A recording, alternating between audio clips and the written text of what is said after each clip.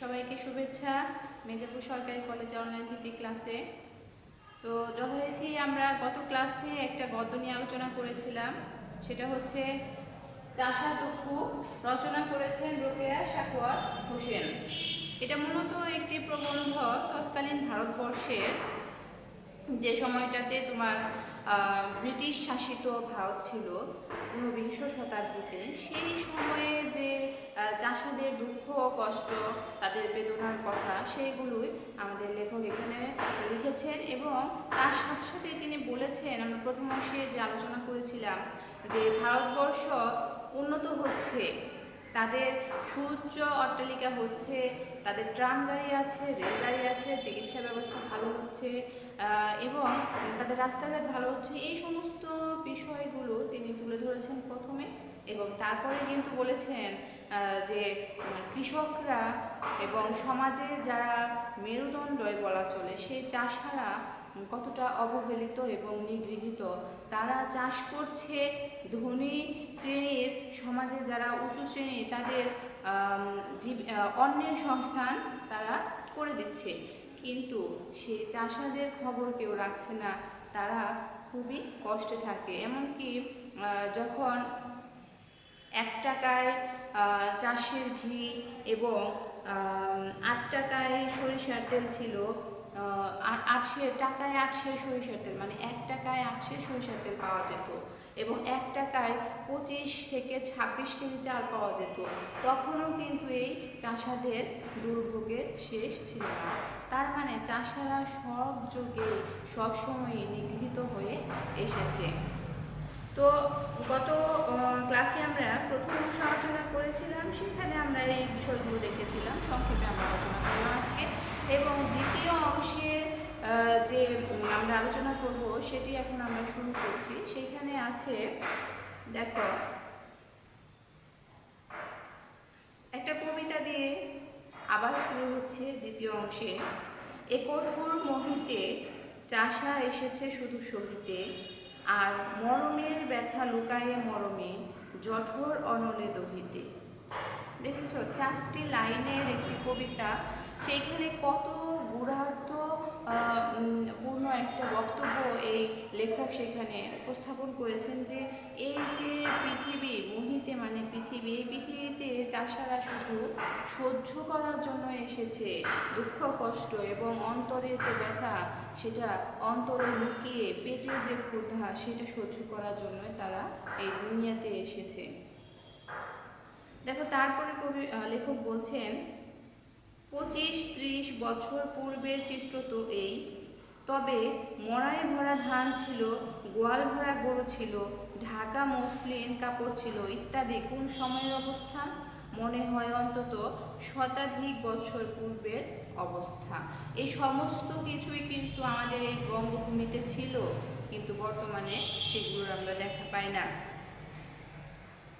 যখন কৃষক রমণী স্বহস্তে চরকায় সুতা কাটিয়া বাড়ি শুদ্ধ সকলের জন্য কাপড় প্রস্তুত করিত, আসাম এবং রংপুর জেলায় এক প্রকার রেশম হয়, স্থানীয় ভাষায় তাকে বলে এন্ডি।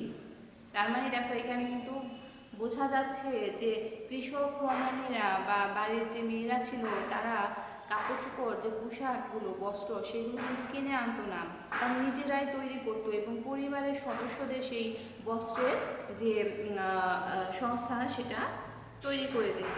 এবং এই একরকম রেশম রংপুর এবং আসাম অঞ্চলে সেই রেশম থেকেই এই কাপড় প্রস্তুত হতো, সেটার নাম ছিল এন্ডি।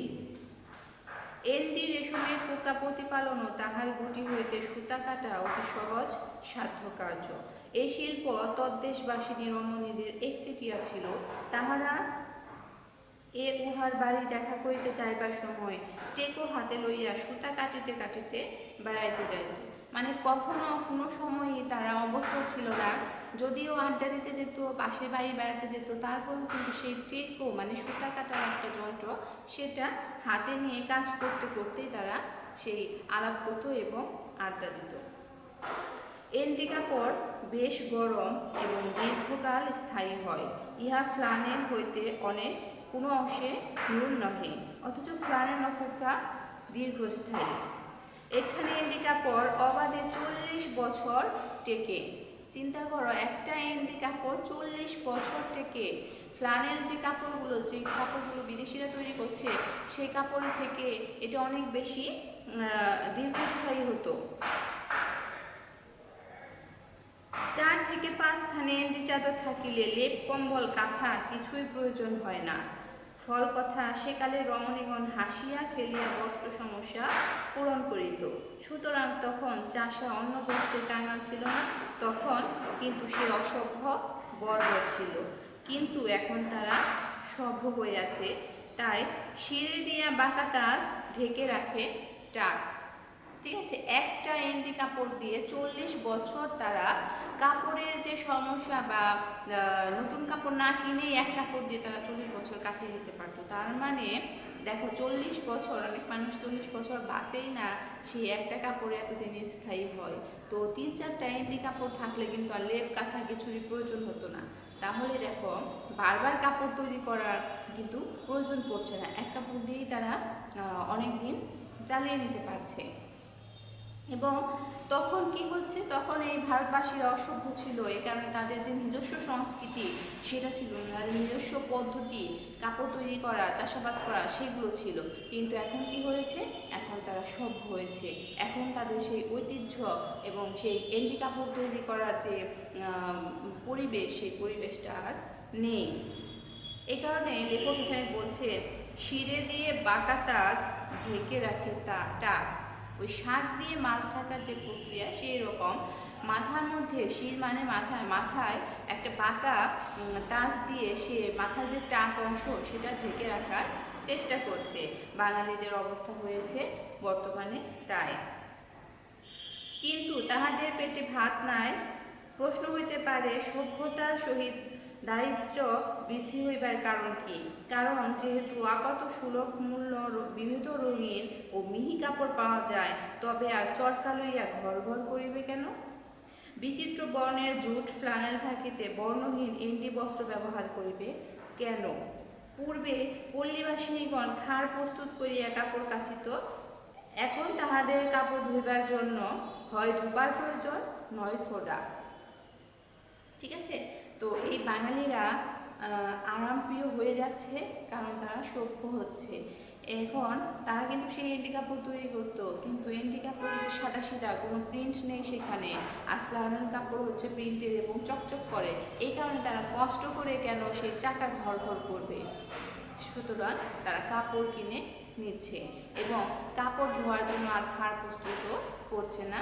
তারা হয় ধোপার কাছে কাপড় দিচ্ছে, না হয় সোডা কিনে কাপড় ধুচ্ছে। সেই খাড় প্রস্তুত করার যে কষ্ট, সেটা আর করছে না।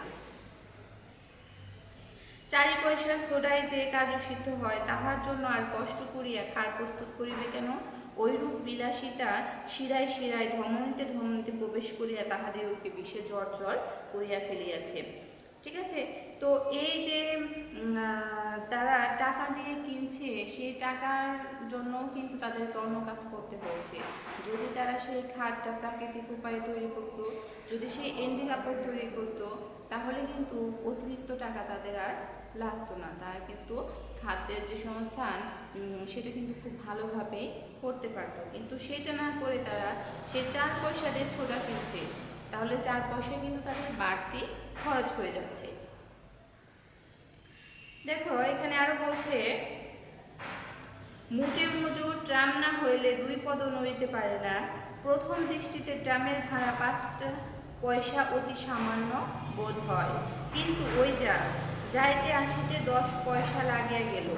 এই রূপে 2 পয়সা 4 পয়সা করিয়া ধীরে ধীরে সর্বহারা হইয়া পড়িতেছে। ঠিক আছে, বুঝতে পেরেছো কথাটা? যে ট্রামে মুটে মুচো যারা দিন এনে দিন খায়, তারাও ট্রাম ছাড়া যাতায়াত করতে পারে না। এখন এই ট্রামের ভাড়া 5 পয়সা খুবই সামান্য মনে হয়, কিন্তু আসা যাওয়ার খরচ এবং দিনের পর দিন খরচ করতে করতে কিন্তু সে টাকাটা অনেক পরিমাণ হয়ে যায় এবং তারা সর্বহারা হয়ে পড়ে তখন। দেখো, এখানে আরেকটি কবিতা আছে, নিজ অন্ন পর পর পণ্যে দিলে পরিবর্তন হলে দুর্ভিক্ষ মিলে। তার মানে নিজের যে সভ্যতা সংস্কৃতি সেটা বাদ দিয়ে অন্যজনেরটা গ্রহণ করলে, যার কারণে টাকা দিয়ে তোমাকে সেটা কিনে নিতে হচ্ছে এবং দুর্ভিক্ষ তোমরা ডেকে ডেকে ঘরে নিয়ে আসছো। বিলাসিতা ওরফে সভ্যতার সঙ্গে সঙ্গে অনুকরণ প্রিয়তা নামক আর একটি বোধ তাহাদের স্কন্ধে চাপিয়ে আছে। দেখো, কথাটা কিন্তু খুবই সত্যি। সেটা যেমন ঊনবিংশ শতাব্দীর জন্য সত্যি, বিংশ শতাব্দী এমনকি একবিংশ শতাব্দীর জন্য সত্যি। কারণ আমরা অনুকরণ প্রিয় জাতি। আমরা মনে করি আমাদের সভ্যতা, আমাদের সংস্কৃতি সেটা হচ্ছে নিচু, আর পাশ্চাত্যের যে সংস্কৃতি, পাশ্চাত্যের যে সভ্যতা সেগুলো উঁচু। ইংরেজি ভাষায় কথা বলতে না পারলে আমরা তাদেরকে অনেক মনে করি মূর্খ, গণ্ডমূর্খ। কিন্তু নিজের ভাষায় যে কথা বলার মাধুর্য, বাংলা ভাষার যে মাধুর্য, সেই মাধুর্যটা আমরা ধরতে পারি না। এবং আমাদের সভ্যতা কিন্তু হাজার হাজার বছরের পুরনো সভ্যতা। ঠিক আছে, তোমরা যখন বাংলা সাহিত্য নিয়ে একটু পর্যালোচনা করবে, বাংলা ভাষা নিয়ে, তখন দেখতে পারবে যে বাংলা ভাষা এবং সাহিত্য কত বছর, কত হাজার বছর আগে এর জন্ম হয়েছিল। ঠিক আছে, তো আমাদের যে সভ্যতা সংস্কৃতি এটা কিন্তু কোনো অংশেই কম নয়। বাংলা ভাষা হচ্ছে আন্তর্জাতিক মাতৃভাষা। ইংরেজি যদি আন্তর্জাতিক ভাষা হয়ে থাকে, বাংলা হচ্ছে আন্তর্জাতিক মাতৃভাষা। তো বাংলা ভাষায় কথা বলাটা অসম্মানজনক কিছু নয়, এটা আমাদের মাতৃভাষা। ঠিক আছে, তো আমাদের সভ্যতা এবং সংস্কৃতি আমরা শুধু কোনো একটা বিশেষ দিনের জন্য পালন করব এমনটা নয়, আমরা সবসময় সেটা পালন করার চেষ্টা করব, নিজস্বতাকে ধরে রাখবো এবং অন্যের মাঝে আমাদের এই বৈশিষ্ট্য সংস্কৃতিগুলোকে ছড়িয়ে দেওয়ার চেষ্টা করব। তাহলেই আমাদের জয় হবে। দেখো, এখানে আরো বলছে, তাহাদের আর্থিক অবস্থা সামান্য একটু সচ্ছল হইলে তাহারা প্রতিবেশী বড়লোকদের অনুকরণ করিয়া থাকে। তখন চাষার বৌঝির যাতায়াতের জন্য সওয়ারি চাই, ধান ভানিবার জন্য ভাড়ানি চাই ইত্যাদি। এইরূপ ভুরি ভুরি দৃষ্টান্ত আছে। যখন নিজেরা কাজ করতো, নিজে পরিশ্রম করে একটা ফসল ফলিয়ে সেই ফসল নিজে খাওয়া এবং অন্যকে খাওয়ার ব্যবস্থা করে দেওয়ার মধ্যে যে আনন্দ আছে, সেটা কিন্তু অন্যজনে কাজ করে দিলে সেই আনন্দটা পাওয়া যায় না। নিজের কাজ নিজে করতে হবে। আমরা যে পাশ্চাত্য সভ্যতার প্রতি আকৃষ্ট হয়ে পড়ি, তারা কিন্তু নিজেদের কাজ নিজেরাই করে, অন্যের উপরে চাপিয়ে দেওয়ার চেষ্টা করে না। দেখো, এখানে বলছে, সর্বাঙ্গেই ব্যথা ঔষধ দিব কোথা। আরেকটা কবিতা বলছে, এ বহ্নি শত শিখা কে করিবে গণনা। সর্বাঙ্গে ব্যথা ঔষধ দিব কথা, মধ্যযুগীয় একটি কবিতা থেকে এটা নেওয়া হয়েছে। এইভাবে দেখা যাচ্ছে যে সেই চাষা এবং যে সমাজে দরিদ্র শ্রেণীর মানুষ, তারা কিভাবে নিজেদের পায়ে নিজেরাই কোড়ল মারছে। এরপর দেখো শেষ অংশে, আমরা তো সুসভ্য হইয়া এন্ডি কাপড় পরিত্যাগ করিয়াছি, কিন্তু ওই এন্ডি কাপড়ই আসাম সিল্ক নামে অভিহিত হইয়া কোট প্যান্ট স্কার্ট রূপে ইউরোপীয় নরনারীদের বর অঙ্গে শোভা পাইতে লাগিল। দেখো, আমাদের জিনিস সেটা ইউরোপে যাচ্ছে, কিন্তু আমরা ব্যবহার করছি না। ক্রমেই পল্লীবাসিনীর সভ্যতার মাত্রাধিক্য হওয়ায় এখন আর হোয়াইট অ্যাওয়ে লেডল দোকানের আসাম সিল্ক পাওয়া যায় না। কেবল ইহাই নহে, আসাম হইতে এন্ডি গুটি বিদেশে চালান যায়, তথা হইতে সূত্ররূপে আবার আসাম ফিরিয়া আসে। এই তো সেদিনের কথা। বঙ্গের গভর্নর লর্ড কারমাইকেল এখানে দেশি রেশমি রুমালের জন্মস্থান অনুসন্ধান করেন। কেহই বলিতে পারিল না সেরূপ রুমাল কোথায় প্রস্তুত হয়। কিন্তু লর্ড কারমাইকেল ইংরেজ বাচ্চা, সহজে সারিবার পাত্র নহেন। তিনি রুমালটার জন্মভূমি আবিষ্কার করিয়া ফেলিলেন। পূর্বে মুর্শিদাবাদের কোনো গ্রামে ওইরূপ রেশমি রুমাল প্রস্তুত হইত, এখন আর হয় না, কারণ সেই গ্রামের লোকেরা সুসভ্য হইয়াছে। ফল কথা, সভ্যতা বিস্তারের সঙ্গে সঙ্গে দেশি শিল্পসমূহ ক্রমশ বিলুপ্ত হইয়াছে। দেখো, একদম সত্যি কথা যে আমরা যে এন্ডি কাপড়ের জন্য যে রেশমটা উৎপাদন করতাম, সেইটা চলে যাচ্ছে ইউরোপে, সেইখান থেকে প্রস্তুত হয়ে আবার এই বঙ্গদেশে ফিরে আসছে, আবার আমরা সেটা টাকা দিয়ে কিনে নিচ্ছি। ঠিক আছে, এইভাবে আমাদের অধঃপতন হচ্ছে এবং আমরা বলছি আমরা সভ্য হয়ে যাচ্ছি। সেই ইংরেজরাই কিন্তু আমাদের এই এন্ডি কাপড়, কোট প্যান্ট স্কার্ট এইরকম কাপড় তৈরি করে তারা নিজেরা করছে। তাদের এখানে অনেক ঠান্ডা শীত, এই কারণে তারা এটা করছে। কারণ আমরা সেই পূর্বে জেনেছি 2-3টা এন্ডি কাপড় থাকলে আর লেপ কাঁথার প্রয়োজন হয় না। একটা এন্ডি কাপড় 40 বছর টেকে। ঠিক আছে, তাহলে আমরা নিজেদের সভ্যতা নিজেরাই নষ্ট করে ফেলছি। সুখের বিষয়, সম্প্রতি পল্লীগ্রামের দুর্গতির প্রতি দেশবন্ধু নেতৃবৃন্দের দৃষ্টি পড়িয়াছে। কেবল দৃষ্টিপাতে যথেষ্ট নহে, চাষার দুঃখ যাহাতে দূর হয় সেজন্য তাহাদিগকে বিশেষ চেষ্টা যত্ন করিতে হইবে। আবার সেই মড়াই ভরা ধান, ঢাকা মসলিন ইত্যাদি লাভ করিবার একমাত্র উপায় দেশি শিল্প, বিশেষত নারী শিল্প সমূহের পুনরুদ্ধার। দেখো, লেখক কিন্তু 19 শতাব্দীর মানুষ, তবুও তিনি এই নারীদের শ্রমের যে সংস্থান সেটার কথা বলছেন, যে নারীরা যদি আবার তাদের সেই এন্ডি কাপড় নিজেরা প্রস্তুত করতে থাকে, তাহলে আমাদের যে সভ্যতা আমরা হারিয়ে ফেলেছি সেটা আমরা ফিরে আবার পাবো। জেলায় জেলায় পাটের চাষ কম করিয়া তৎপরিবর্তে কার্পাসের চাষ প্রচুর পরিমাণে হওয়া চাই এবং চরকা ও এন্ডি সুতার প্রচলন বহু পরিমাণে হওয়া বাঞ্ছনীয়। আসাম এবং রংপুরবাসিনী ললনাগণ এন্ডি পোকা প্রতিপালনে তৎপর হইলে সমগ্র বঙ্গদেশের বস্ত্রক্লেশ লাঘব হইবে।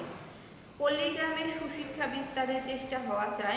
গ্রামে গ্রামে পাঠশালা আর ঘরে ঘরে চরকা ও টেকু হইলে চাষার দায়িত্ব ঘুচিবে। তার মানে যে নিজস্ব সভ্যতা আমরা হারিয়ে ফেলেছিলাম, সেটা আবার পুনরুদ্ধার করলেই আমাদের দুঃখ দূর হবে। এই কথাই লেখক তার এই প্রবন্ধে প্রকাশ করেছেন। ঠিক আছে, তো আমরা নিজেরা নিজেদের সভ্যতার প্রতি দৃষ্টিপাত করব এবং সেটা আরও কীভাবে সুদূর প্রসারী করা যায় সেই দিকে আমরা দৃষ্টিপাত করব। এবং শুধু আমরা নয়, দেশের যারা নেতৃবৃন্দ আছে তারাও এদিকে যদি এগিয়ে আসে তাহলে কাজটা আরও সহজ হয়ে যায়। এবং নারীদের যে শ্রমের সংস্থা সেটা আগে তৈরি করতে হবে, কারণ ঘরে ঘরে চরকা চলতো আগে নারীদের হাতেই। ঠিক আছে, এইভাবে লেখক চাষার যে দুঃখ, সেই দুঃখটা কেন তৈরি হয়েছে, আগে চাষারা কেমন ছিল, তারপরে কেমন হলো, এবং সেখান থেকে উত্তরণের উপায়ও কিন্তু এই বেগম রোকেয়া বলে দিচ্ছেন। ঠিক আছে, তো তোমরা এই প্রবন্ধের পেছনে যে অনুশীলনটা আছে সেটা তোমরা বাসায় নিজেরাই করে নিবে এবং এই প্রবন্ধটা আরেকবার পড়বে, কারণ ইতিহাস বিষয়ে অনেক কিছু এখানে আছে যে সময়টা আমরা ইতিহাস বই থেকে জানতে পারি, সেই বিষয়ের অনেক কিছুই কিন্তু এই প্রবন্ধে দেওয়া আছে। তো তোমরা প্রবন্ধটা নিজেরাই বাসায় পড়বে এবং অনুশীলন করবে। ঠিক আছে, আজকে ক্লাস অবশ্যই তোমরা উপকৃত হয়েছে আশা করি। তো ভালো থাকবে, সুস্থ থাকবে। ধন্যবাদ সবাইকে।